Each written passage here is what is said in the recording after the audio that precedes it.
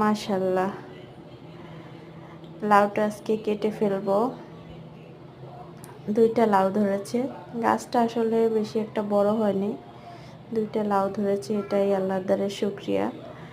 রিজিকের মালিক আল্লাহ, এত ছোট গাছে 2টি লাউ ধরেছে এবং সীমিত কিছু মাটির ভিতরে লাগিয়েছিলাম। লাউ ধরবে এরকমের আশা করিনি, তবে লাউ ধরেছে, এর জন্য অনেক আলহামদুলিল্লাহ, আল্লাহর দ্বারা শুকরিয়া, লাখো কোটি শুকরিয়া। কারণ আল্লাহ তাআলা রিজিকের ব্যবস্থা করে দেন, এটাই তার বাস্তব প্রমাণ। আমরা আসলে,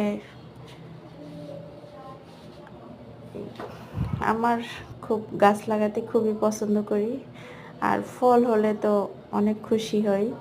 গাছ লাগিয়ে ফল খাওয়াটা অনেক আনন্দের ব্যাপার।